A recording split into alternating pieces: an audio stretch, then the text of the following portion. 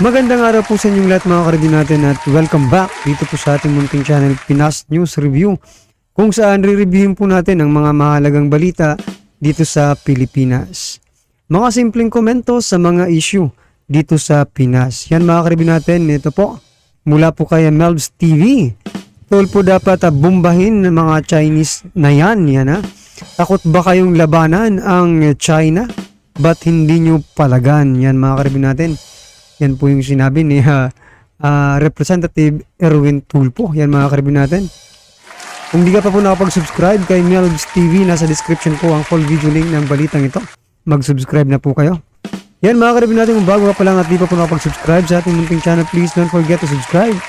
At i-click na rin po ang bell notification para updated ka po sa lahat ng ina-upload nating reaction video. Yan mga karibin natin. No? At ito na nga, sama-sama at sabay-sabay po natin pakinggan, panoorin at bigyan ng reaksyon ang balitang ito. Ito na po. Ang tanong ko po, paulit-ulit na po nangyayari ito. Well, without telling me right now, may I ask the Philippine Coast Guard, the Armed Forces of the Philippines, Navy, National Task Force on West Philippine Sea. Ilang beses na ho nangyari ito, parang cat and mouse na nangyayari doon tuwing resupply. Meron na po ba kayo on the first instance na hinaharang-harangan ho ang mga barko natin, nakapag-isip na ba kayo ng action plan? Without telling me now, all I want to hear is yes, you have. Kung meron na ba kayong operational plan, what to do next? Because we will keep on resupplying our troops in Ayungin Shoal. Ang gusto ko marinig, meron na po ba kayong plano na pag-usapan, ano ang gagawin ninyo pag nangyari ito? Because we don't want to hear this anymore. Haharangin na naman ho tayo. The same thing. Hindi naman ho tayo babarilin, babanggain lang tayo. So what do we do next? Meron na po bang plano? Either the NTF, WPS can answer this or Coast Guard. Meron na po ba? Wag ho ninyong isabihin sa amin kung ano. But do you have a solution to this problem? Pangatlo na ito, pang-apat na ito, laser pointing, binombahan ng tubig, ngayong binangga. Ano po, meron po ba o wala? Can you please tell us? Salamat po. Mr. Chair. Yes, Mr. Chair, honorable members of this committee, on the part of the National Task Force on West Philippine Sea, we do have our plan on these issues at the West Philippine Sea. So are you saying, Mr. Chair, are you saying that meron na po? So we have to anticipate now na sa susunod na resupply, baka mas matindi pa ho ang gagawin. Dati, laser lang, hinabol-habol lang ho tayo, binangga na tayo ngayon, baka sa susunod ay talagang sagasaan ng barko natin. Have you come up with a plan on what to do next? Yung matibay-tibay po na plano, kasi I am very sure 100%. So mga karibin natin, no, sa isang balita po napanood ko mga karibin natin na masaglit lang mga karibin natin, singit ko lang po ito kasi naisip ko po ito po mga karibin natin, no, sa isang balita po sinabi na lalagyan daw nila ng helipad mga karibin natin yung BRP Sierra Madre para through air na lang po yung pagre-resupply ng dito sa Sierra Madre mga karibin natin, no, ng ating mga armed forces. May naisip ko bigla mga karibin natin, kung gagawin po natin yan, iiwasan po natin yung karagatan, di ba? Kung saan nandun po yung mga Chinese mga karibin natin. Baka isipin naman ng mga checkwang ito mga karibin natin na mga, di ba?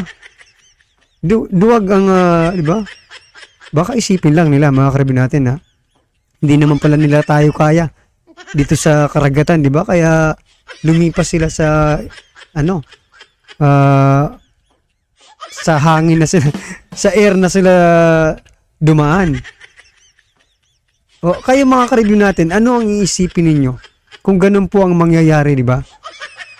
Kung iiwas yung China ay yung Pilipinas dito, no, sa dinadaanan nila, which is na hinaharang ng China, mga karibyo natin, ano po ang inyong magiging feeling, di ba? Feeling nyo lang, as a Pilipino, di ba, as a residente ng Pilipinas, Pilipino nga mga karibyo natin, ano po ang inyong mararamdaman, no? Kung iiwasan lang natin yung China, no, nandiyan pa rin lumipad lang tayo para hindi sila madisturbo mga karibyo natin.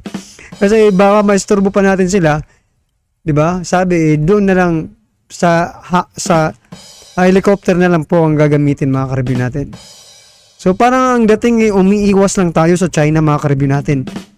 Walang konkretong solusyon kasi nandiyan pa rin 'di ba? Tama po ba mga karibyo natin? Nandiyan pa rin ang China. Kahit dumaan tayo sa himpapawid mga karibyo natin, ang problema ay nandyan pa rin Nandyan pa rin po ang China at hindi pa umaalis. So parang magiging katawa-tawa lang tayo nito mga karibyo natin sa mata, no? Sa mata ng mga Checkwang ito. Kasi, di ba, iniwasan lang natin O kayo mga karibyo natin, hindi po ba kayo di ba? Naisip ko lang bigla kasi, di ba? Baka yun ang isipin ng China, mga karibyo natin. Wala tayong magagawa kasi ako. Ganun nga yung naisip ko na mismong Pilipino ako Di ba? Yun po yung naisip ko, mga karibyo natin sa inyo. Kasi may kanya-kanya naman tayong opinion at mas matalino pa kayo. Kasi sa akin, alam ko yun. Sino ba ako, di ba? Yun lang kasi yung naiisip ko. Mga simpleng komento lang, no? Na napapansin natin. Uulitin at uulitin na naman ho ito. Madyadyaryo na naman ang insidente na ito. Paulit-ulit na lang po nadyadyaryo, na hinabol ang Coast Guard, kawawa ang Coast Guard, ang mga barko natin. Meron na po tayong plan or action na matibay-tibay hinggil dito sa actions ng China? Yes, Mr. Chair. The National Task Force on West Philippine Sea is continuously conducting meeting and planning scenario war games in the conduct of our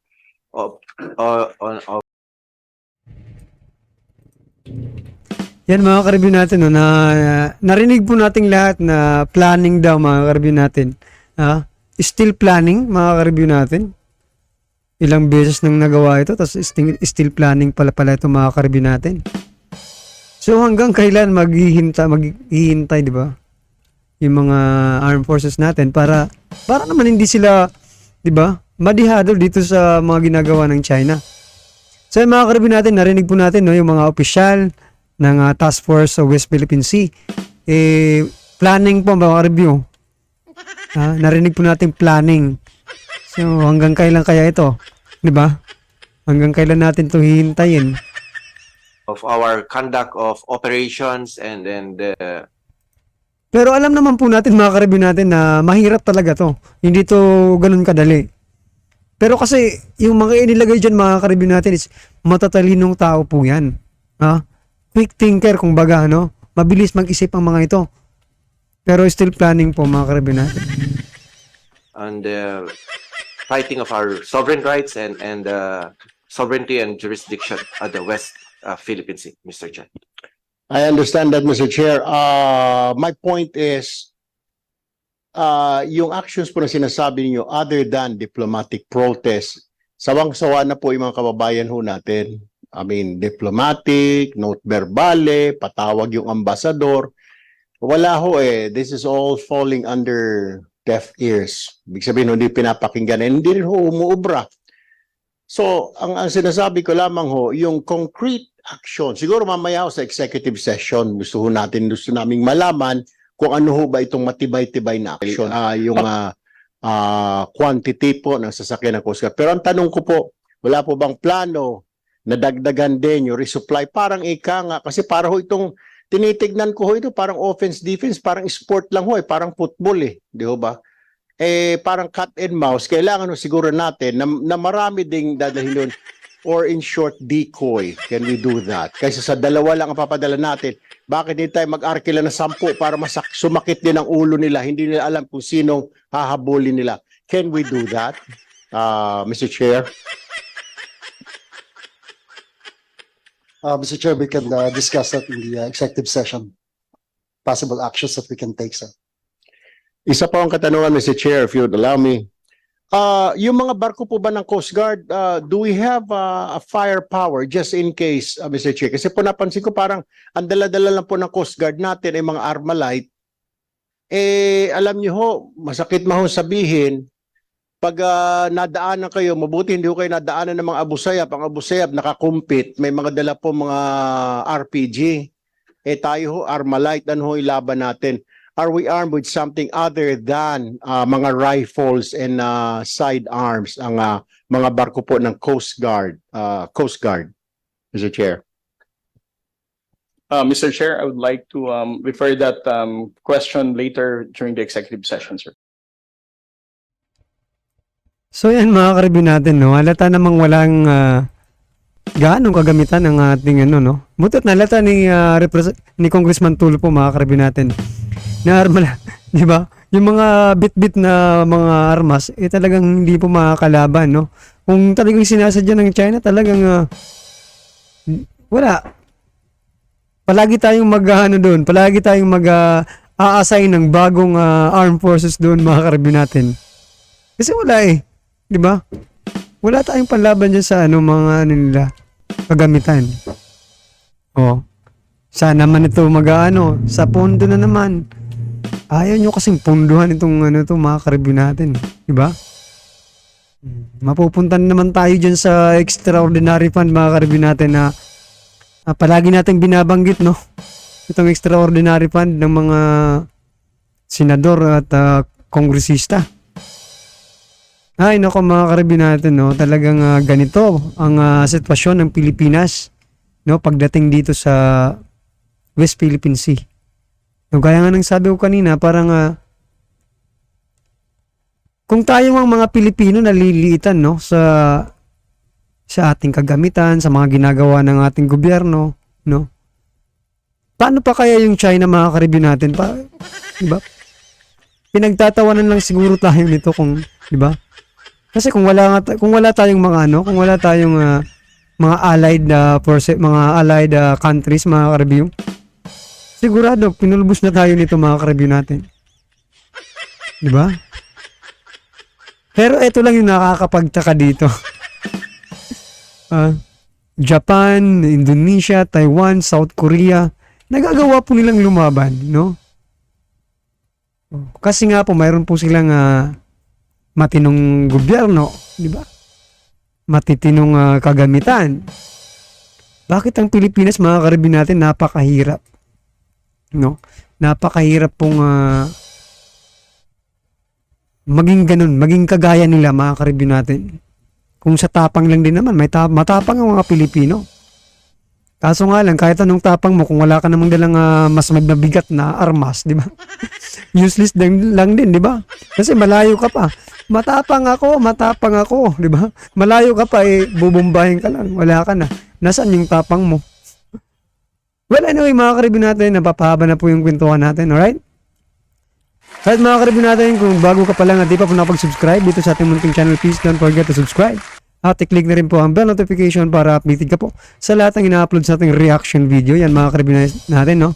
Mag-comment din po kayo ng inyong mga nararamdaman patungkol po dito sa ating video ito, no? Mula po kay Melbs TV, yan mga karibyo natin, Melbs Castle pala, Melbs Castle, nasa description po ang full video link ng balitang ito. Subscribe na po kayo kay Melbs Castle. Maraming salamat po.